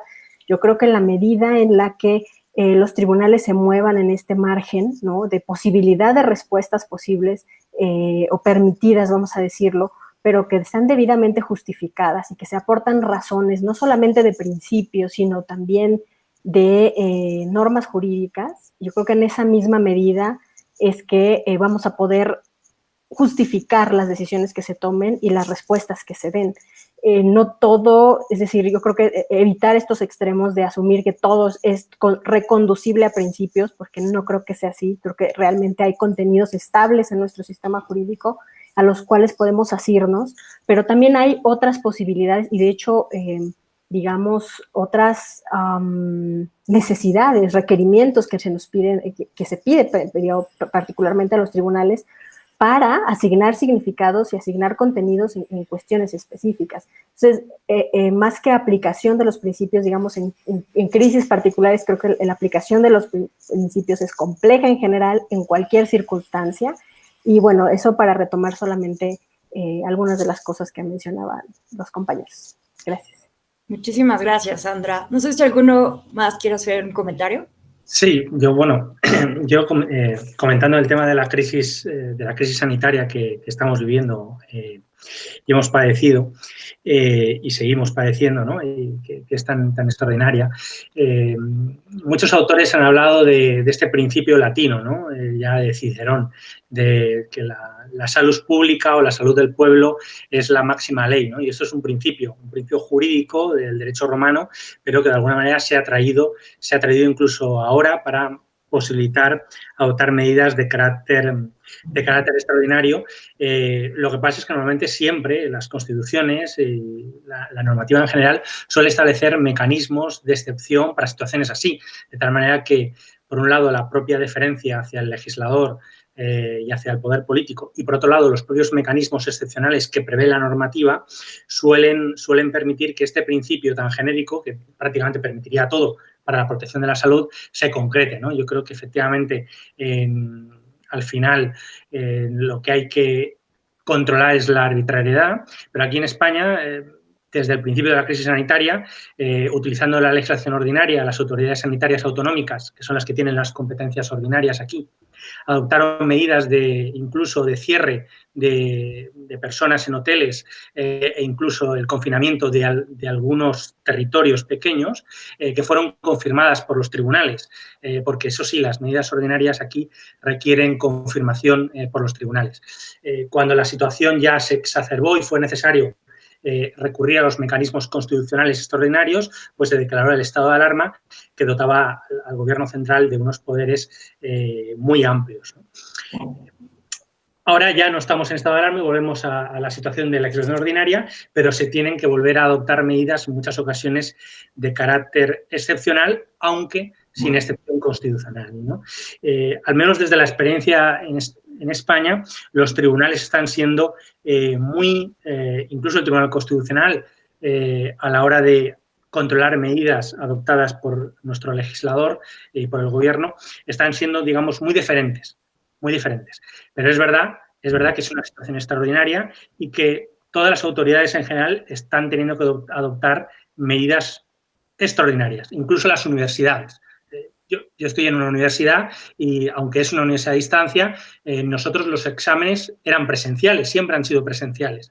Pero la situación actual nos ha obligado a adoptar medidas que han modificado la convocatoria de exámenes aprobada por el Consejo de Gobierno de la universidad, que nos ha obligado a sustituir, a cambiar las fechas, a sustituir y cambiar modelos de examen, sin que, digamos, estuviera esto previsto de una forma detallada, ¿no? En nuestra normativa, en la normativa interna de la universidad. Y hemos tenido que acudir a medidas de carácter excepcional. Pero esto es algo que yo creo que hay que tener en cuenta porque es una situación extraordinaria. Lo que creo que no hay que caer es en la arbitrariedad, es decir, que las medidas deben ser razonables y deben ser controlables al final por los tribunales, ¿no? Que yo creo que es los que deben ponderar que efectivamente lo que se está haciendo por parte de cualquier autoridad que adopte decisiones se ajusta, digamos, a los criterios exigibles, ponderando, aunque quedamos en eso, en la ponderación, necesarios con los derechos fundamentales que se pueden ver afectados, ¿no? Eso era el comentario que quería hacer. Muchísimas gracias. Mau, tienes el uso. Sí. Gracias. Bueno, sí, brevemente. A mí esta pregunta me permite pues apuntar unas situaciones que son complejas cuando a los jueces se le presentan situaciones de emergencia, situaciones extraordinarias, como ya menciona. En principio, esta situación de emergencia establece una cuestión de fuerza mayor. Y como fuerza mayor son factores que exceptúan el cumplimiento de ciertas normas que pueden llegar, por ejemplo, a considerarse factores para excluir la responsabilidad en algún momento, para atenuarla en algún otro contexto, pero también son factores de garantía, porque esta situación es un hecho y genera un riesgo en diferentes derechos y por lo tanto exige del Estado la actuación de protección y garantía, si es que no es previsible y prevenible. En este contexto, cuando se va a analizar como un hecho jurídico, en este caso el COVID y pandemia, tenemos una cuestión interesante. Por un lado, ¿qué es esta situación? ¿Y ante qué estamos? Esto nos genera una incertidumbre porque, pues, en principio, aunque sabemos que es una pandemia, ¿quién declara la pandemia? Entonces, tenemos un Consejo de Salubridad General que establece ciertos decretos, que nos establece que hay una pandemia y que de esto se derivan ciertas consecuencias jurídicas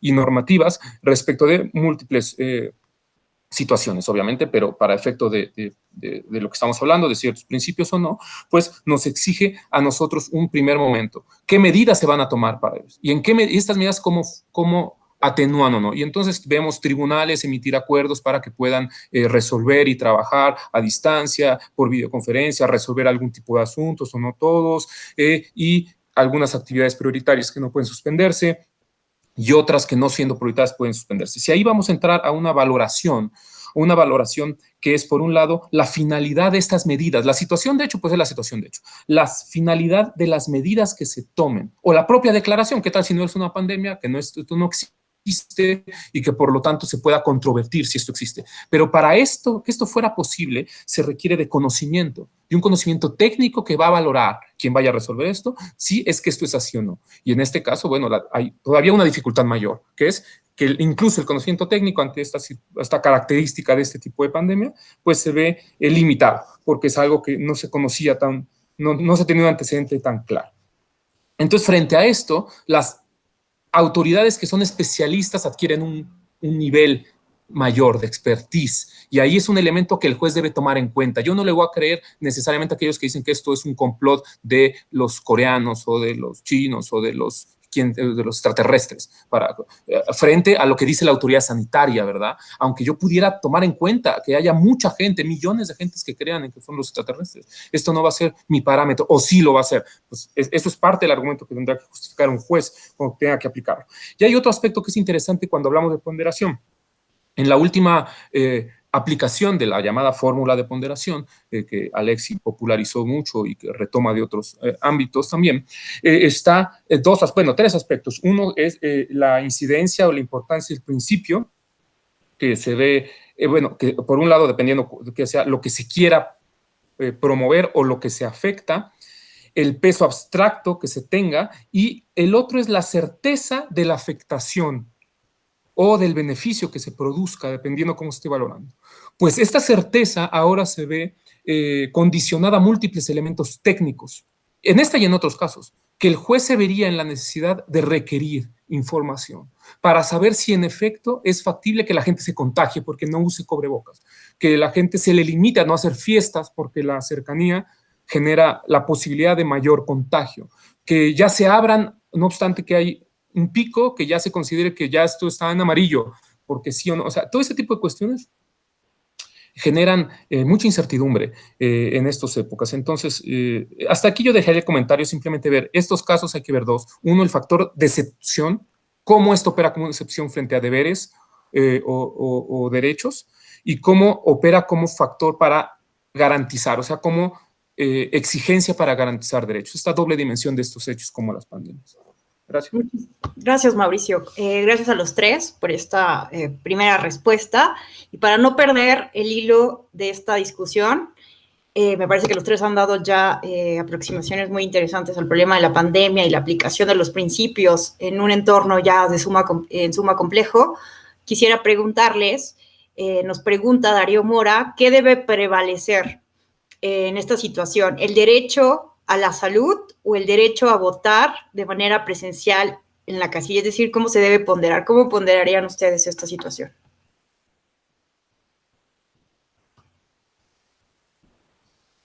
No sé si alguien quiera responder a esta pregunta. Bueno, podría apuntar simplemente dos cuestiones. Uno, primero, hay que identificar cuando se alude a estas cuestiones, puede haberse muchos temas, pero el principio sería, ¿qué es lo que vamos a ponderar? ¿Qué principios o qué derechos o qué cosas es que están entrando en tensión, en conflicto? Porque a lo mejor no hay, es simplemente un conflicto aparente, no existe este conflicto. A lo mejor sí lo hay. Si fuera el día de la elección y hay un brote de ébola, que sabemos que el ébola pues, es mucho más peligroso que este coronavirus y que el nivel de contagio es muy grave, y nosotros decimos, bueno, pues no importa, porque es hoy, ¿qué más da? Mira, pues hoy van, tal, pues se contagian, sí, pero pues ya mañana ya pasó. Bueno, mañana pues toda la población o gran parte de la población se contagia de ébola y pasado mañana o en 5 días se mueren, ¿no? Pues sería una desproporción, ¿no? Ahora, si faltan 10 meses, suspender una fecha de elección, pues es cuestionable, al menos, ¿no? Pues, oye, pues en 10 meses no sabemos qué va a pasar. Ahora, como medida preventiva, pues tendría que justificarse. Aquí estamos a términos de justificación. Y yo volvería a estos dos factores, ¿no?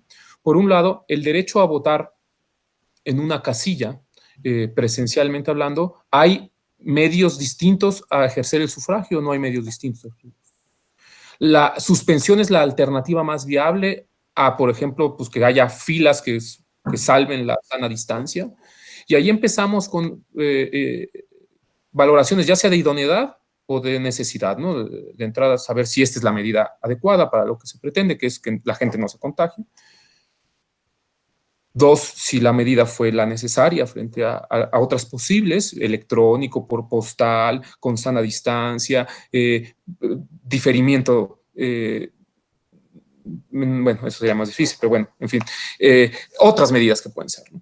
Y ya después verlas. Entonces creo que no es habría que ver las circunstancias del caso, obviamente, como en todo, porque no se puede ponderar en abstracto, justo porque los principios tienen esta generalidad en el antecedente y requerimos de un caso para poderlo aplicar. Yo sería aquí. Gracias, Ale. Gracias, Mau. No sé si Joaquín o Sandra quieran agregar algo. Sí, yo puedo agregar la experiencia que hemos tenido en España, que hemos vivido la pandemia antes, ¿no? que allí. Aquí la pandemia comenzó a ser muy fuerte en torno a la segunda semana de marzo. El estado de alarma se declaró el 14 de marzo y teníamos convocadas elecciones autonómicas en 2 regiones, en el País Vasco y en Galicia para mediados de abril. Entonces, el problema que se planteaba era que la pandemia estaba creciendo en ese momento. Es verdad que en nuestra normativa electoral no había posibilidad, una vez convocadas, de suspender las elecciones, no estaba previsto, pero a pesar de eso, se reunieron los partidos políticos y hubo un consenso unánime de todos, de tanto de los gobernantes que habían hecho la convocatoria de las elecciones en ambas comunidades autónomas, que además coincidía el día, como de la oposición, en suspender la convocatoria sine die hasta que acabara, digamos, la crisis de pandemia. Y así se ha hecho y reciente se ha convocado para el 12 de julio la convocatoria electoral en ambas comunidades autónomas.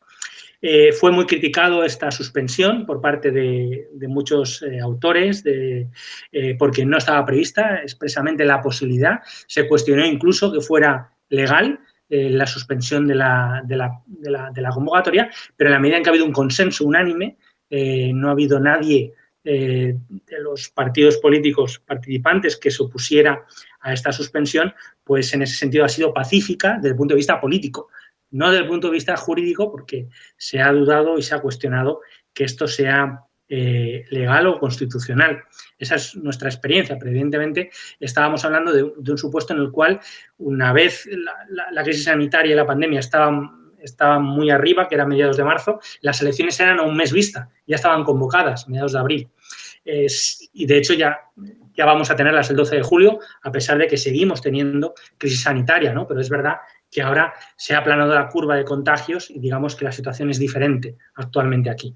No, yo creo que cada situación es distinta porque, como muy bien ha comentado Mauricio, pues no es lo mismo que las elecciones sean a una semana, que a un mes, que a 2 meses, que a medio año vista. Yo creo que es muy diferente y por tanto la ponderación debe ser distinta, pero yo creo que lo más importante sería siempre buscar el consenso y el acuerdo de los partidos políticos, porque si eso se lograra, al menos en nuestra experiencia, no habría prácticamente oposición a la decisión, ¿no? A pesar de que hubiera dudas jurídicas de la decisión tomada, ¿no? Esa sería mi aportación. Muchísimas gracias. Sandra, ¿algo que aportar? Nos vamos a la siguiente pregunta. Sí, no, solamente comentar que efectivamente, ¿no? Lo que menciona Joaquín en combinación con la participación de Mauricio creo que es muy, muy importante porque, claro, son circunstancias extraordinarias y en un momento de tener que tomar o tener que enfrentar 2 derechos, que ambos son valiosos, bueno, habría que ver otros elementos particulares y, como lo comentaba Mauricio, ¿no? Un poco el ejercicio de proporcionalidad y todos los elementos, es decir, y de considerar cuál es el nivel de afectación, si hay algunas soluciones alternativas, ver cómo se puede, digamos, afectar en menor medida aquel derecho al que no se le va a dar prioridad en un momento dado, pero sí, ciertamente las características particulares creo que darían más luz acerca de cuál sería como la ruta o el camino más adecuado, ¿no? Gracias. Muchas gracias, Sandra. Ahora tenemos una pregunta el doctor Alfonso Herrera, quien por cierto recuerdo que tiene un artículo bastante ilustrativo sobre el principialismo en materia electoral que hizo junto con el magistrado Felipe de la Mata y que recomendamos a quienes nos están siguiendo a través del canal de YouTube por si quieren explorar más sobre esta temática en el mundo del derecho electoral. Pregunta: siendo los principios un concepto tan poroso e indeterminado y constatado su aplicación tan dinámica, ¿qué posición tienen los jueces frente a la seguridad jurídica o más precisamente frente a la certeza electoral?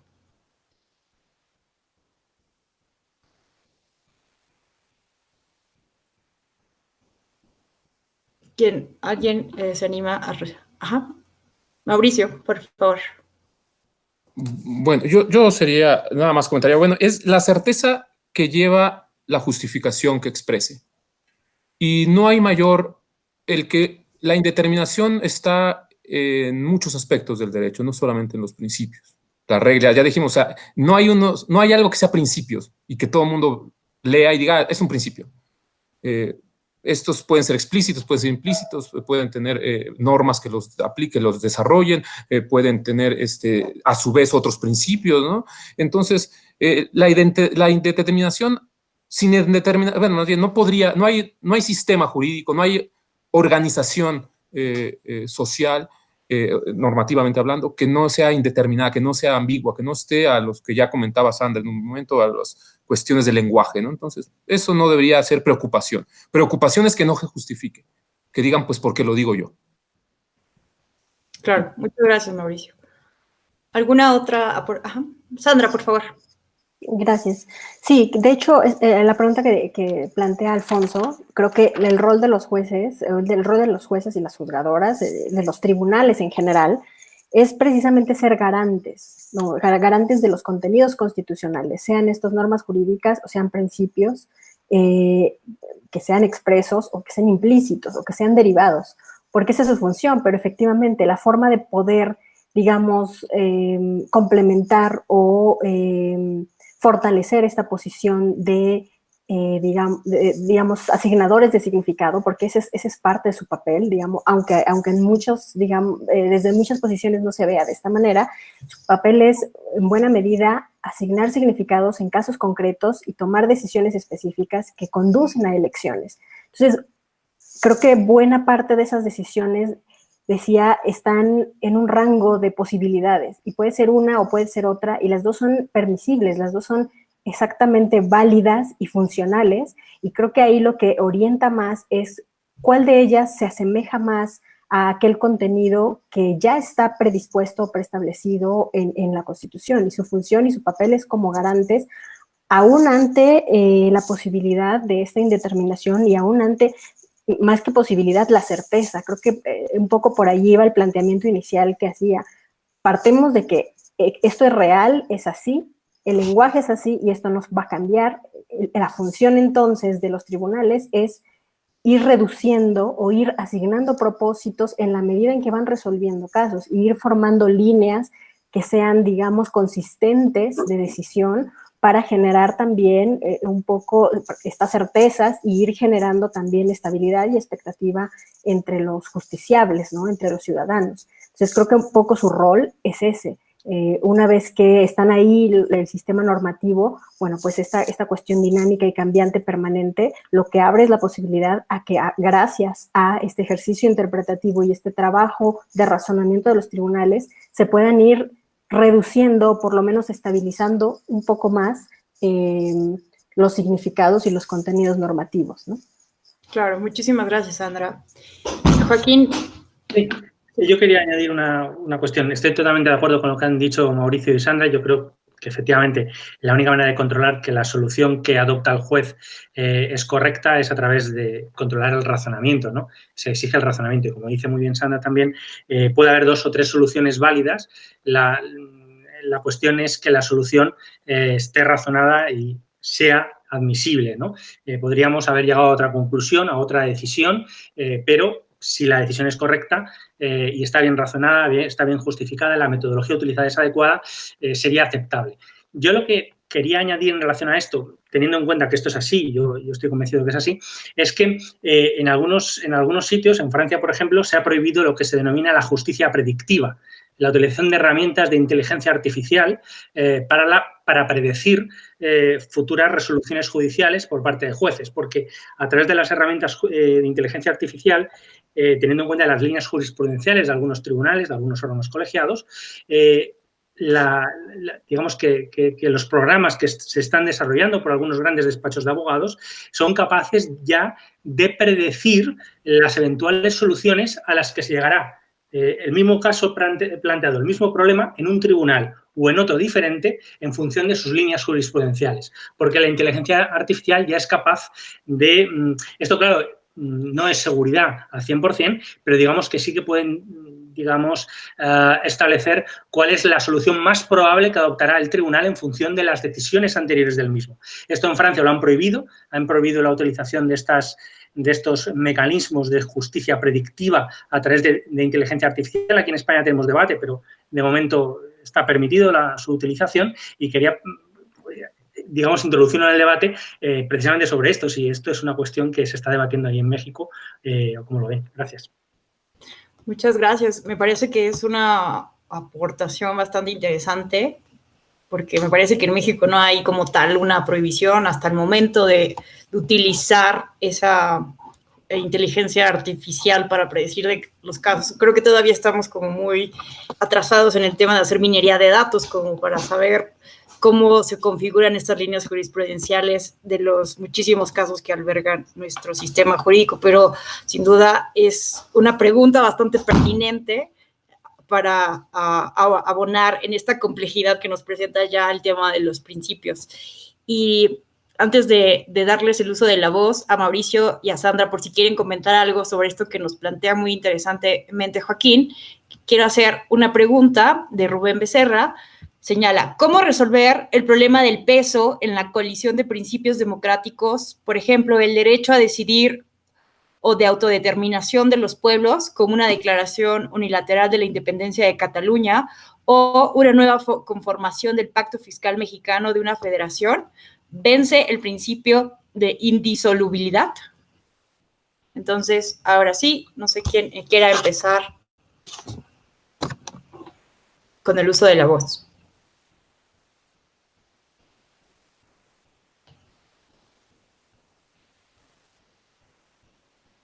Mau, por favor.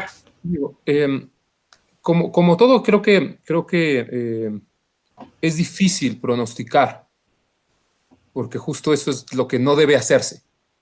O sea, creo que es difícil, uno puede hacer ejercicios, ¿no?, de valor. Si llegara un caso y empezar a poner variables, y si esto fuera así, y entonces si esto fuera así, y esto fuera así, y esto fuera así, bueno, pero si esto fuera de otra forma, y si cambiamos aquí, entonces creo que el caso hay que tenerlo antes. La solución, digamos, viene después del caso. Entonces, este tipo de ejercicios es difíciles de considerar.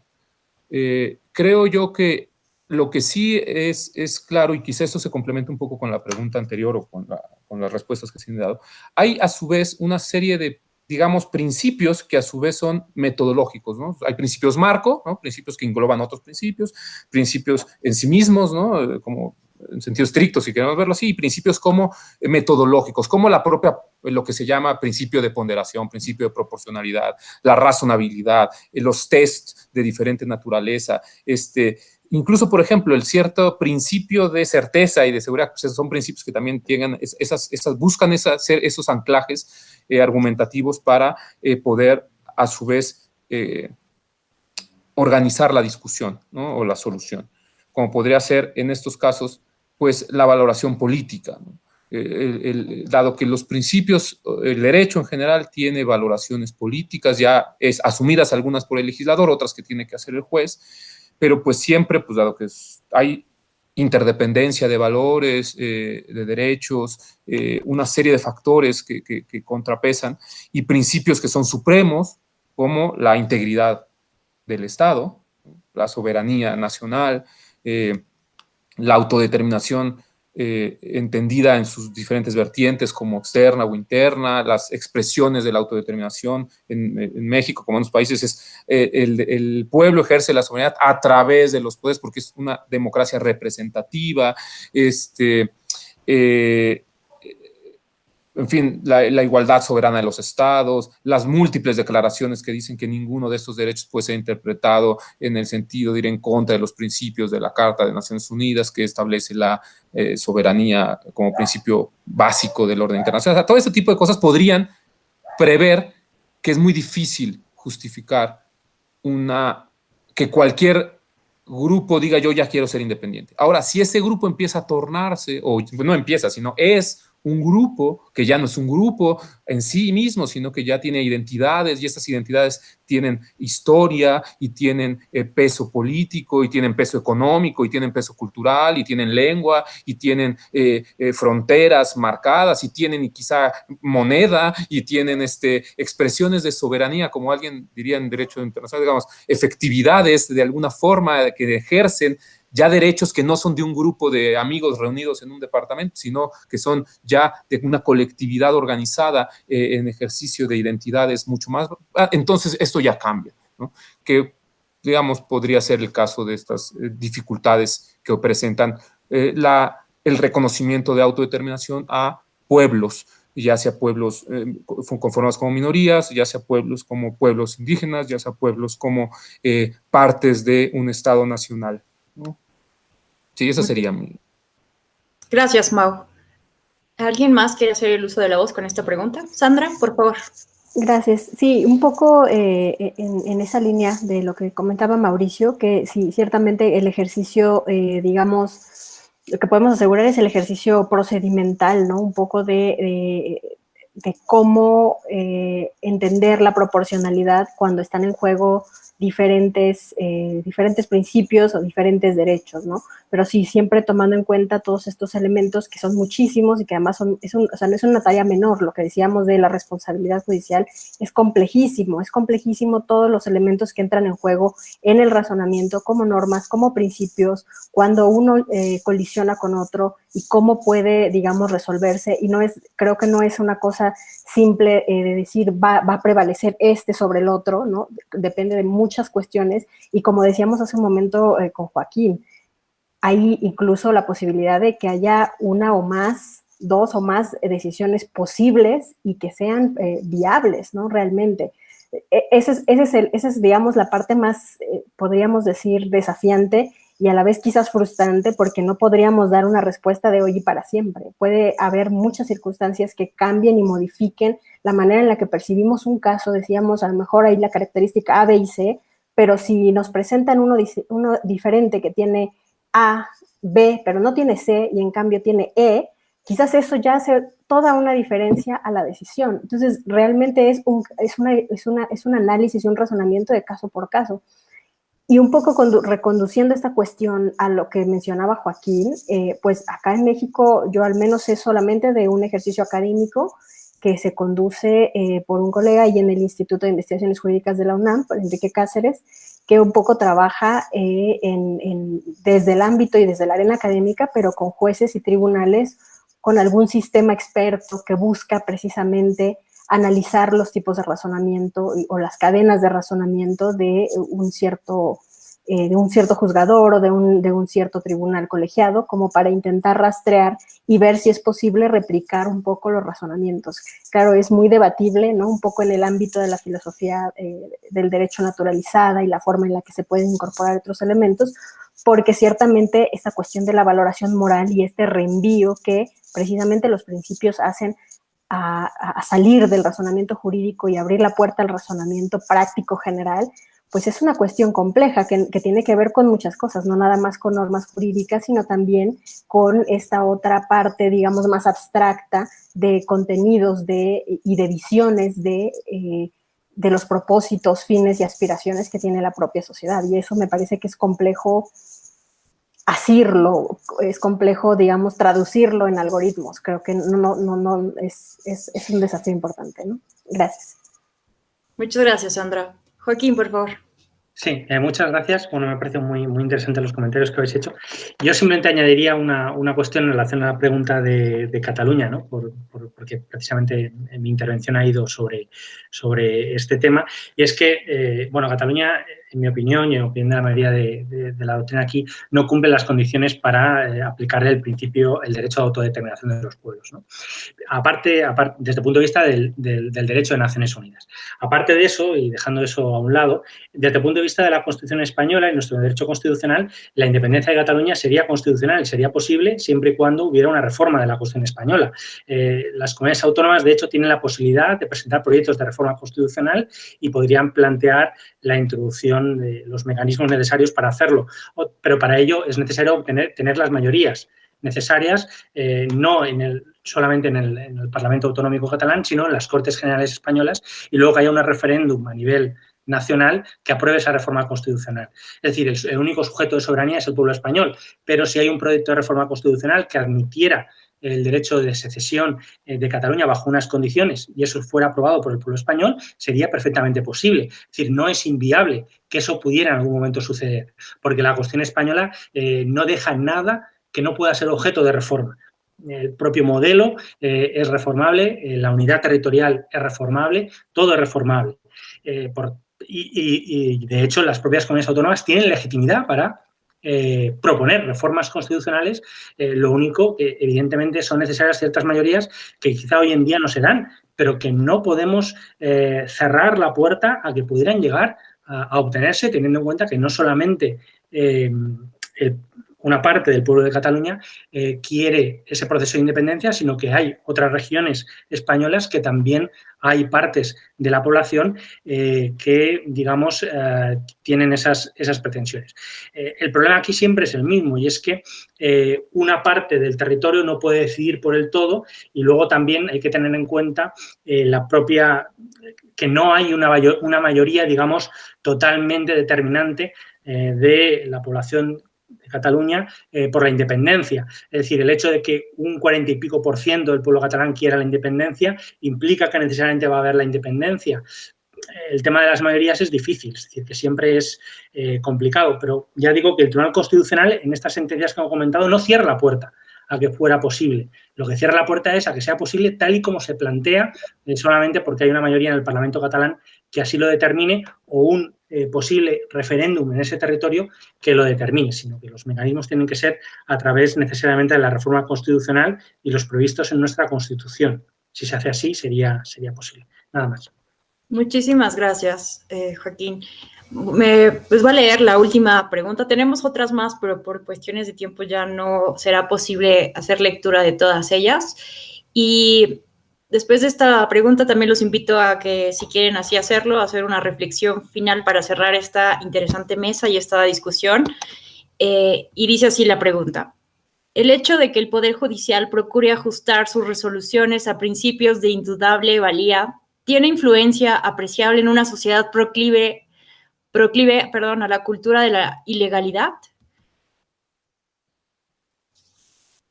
Y está abierto para responder a esta pregunta, y por favor una reflexión final para cerrar con esta mesa.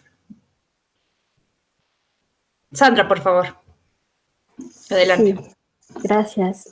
Me quedo pensando, y es muy curioso cómo una sociedad proclive a la cultura de la ilegalidad claro, es una descripción que tenemos resistencias como sociedad, ¿no? A ciertos caminos, a ciertos conductos.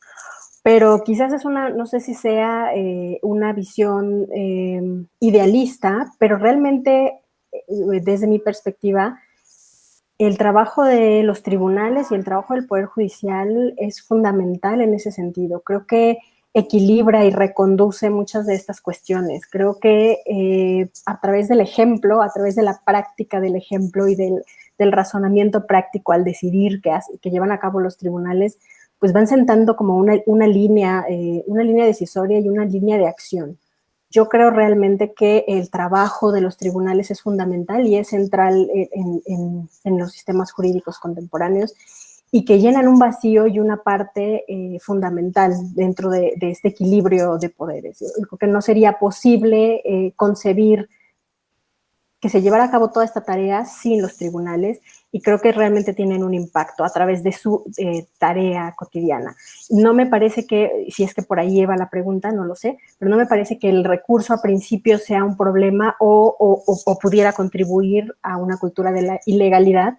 No, más al contrario, porque precisamente todos estos vacíos y todas estas dudas que podrían generarse deben ser resueltas, y son resueltas de hecho por los tribunales.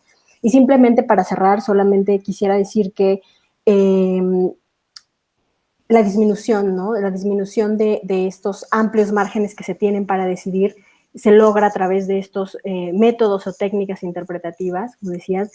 Se disminuye la discrecionalidad posible del juez, pero esa es una herramienta y ese es un recurso necesario que tienen los tribunales y que deben ejercer de manera responsable.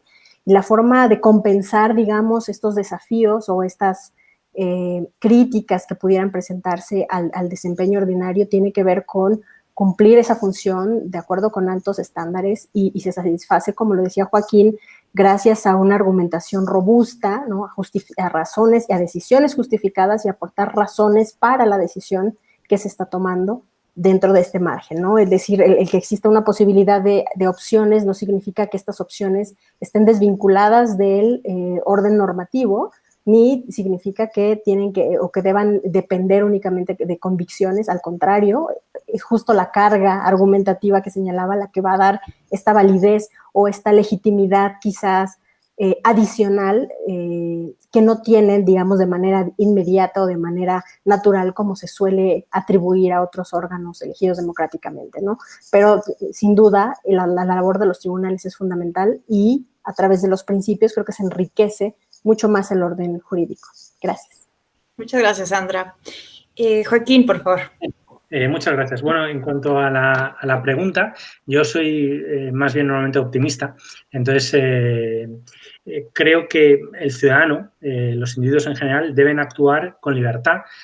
Todo lo que no esté prohibido, en principio, está permitido, y siempre que respetemos los derechos de los demás. Es decir, tampoco hay que partir de la base de que tenemos que salir a la calle con miedo de que hagamos cosas que son contrarias a derechos, sino todo lo contrario. Es decir, siempre que respetemos los derechos de los demás, en principio vamos a actuar libremente como ciudadanos libres e iguales, ¿no? La visión de que vamos a pretender, muchas veces las personas realizan conductas ilegales por desconocimiento en muchas ocasiones. Es decir, habría que también exigir una mayor tarea informativa por parte de los poderes públicos, de que den a conocer más, aunque es verdad que el desconocimiento no exime del cumplimiento de la normativa, pero es esencial la transparencia y es esencial la información para que el ciudadano sepa cuáles son las normas de actuación, y que sepa que en la medida en que no esté regulado o no esté prohibido, su actuación en principio va a ser conforme al principio en favor de la libertad, ¿no? Yo creo que yo soy más bien optimista. Siempre hay, por supuesto, individuos que van a buscar los entresijos para actuar de forma ilícita, para obtener beneficios para ellos, pero no creo que la sociedad en general sea así. No creo que la sociedad mayoritariamente sea así. Y respecto a, como último comentario y de cierre de mi intervención, estoy totalmente de acuerdo con lo que ha dicho Sandra en su cierre de intervención. Es decir, puede ocurrir en ocasiones que haya varias opciones posibles.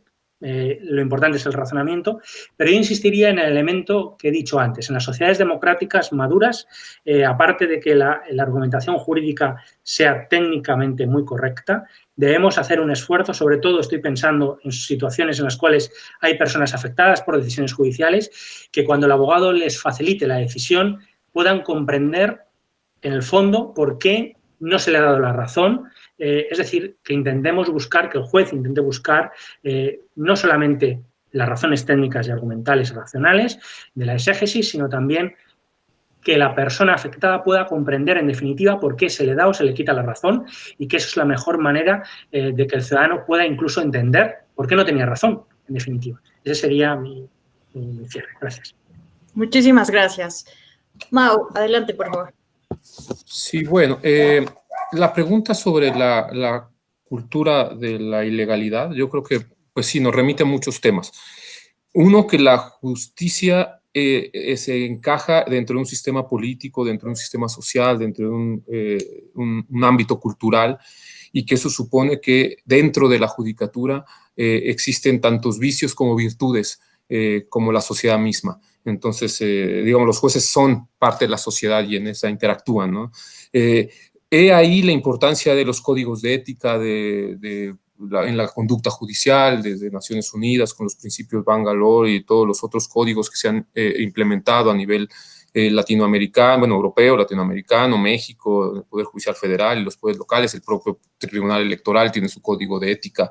Importante que quienes son operadores los reflexionen, no nada más los lean, ¿no? Sino los reflexionen, los asuman, los piensen, los cuestionen.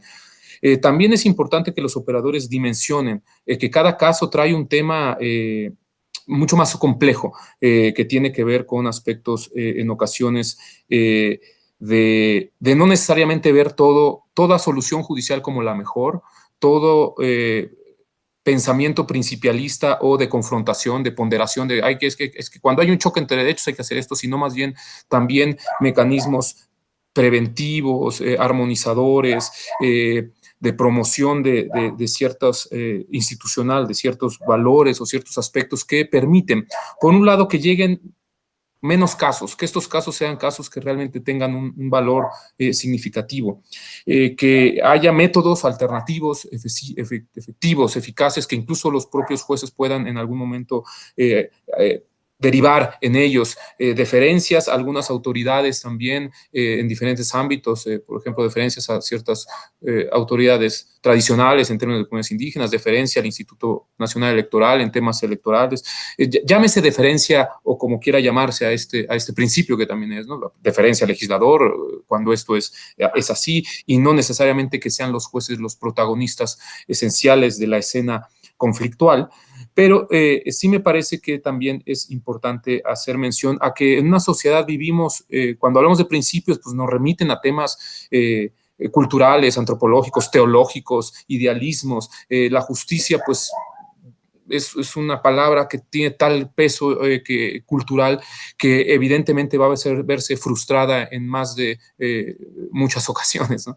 Y por lo tanto es dimensionar las cosas en su justa dimensión, abonar a un litigio estratégico cuando realmente lo es y no nada más cuando es nomenclativo y llamativo a los medios de comunicación, entender que todo caso lleva un trasfondo político, económico, cultural, o sea, la mayoría de los casos tienen, no presenta a la gente los casos, eso es una obviedad obviamente, no, porque sí, ¿no? Sino porque hay un interés de fondo que puede ser político y que meramente espero que el tribunal me dé la razón, no apelo a la justicia, ni a la redistribución, ni a la reparación, ni a la memoria histórica, no, simplemente apelo a que me dé la razón o incluso a que no me la dé, porque yo con que no me la dé yo negocio por allá.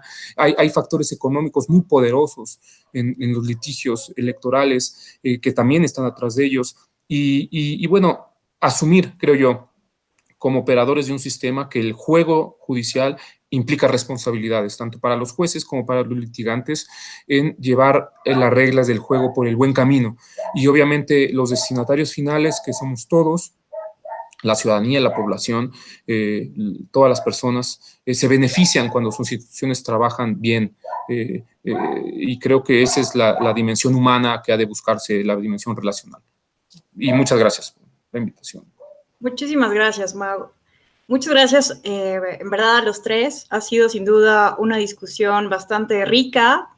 Creo que las tres visiones enriquecieron bastante el debate. Sin duda, vivir en democracia es algo complejo y la cuestión de los principios, ustedes nos dejaron ver que no es una cuestión sencilla, pero con sus aportaciones, sin duda, se reduce esta complejidad de alguna manera y abona a esta discusión.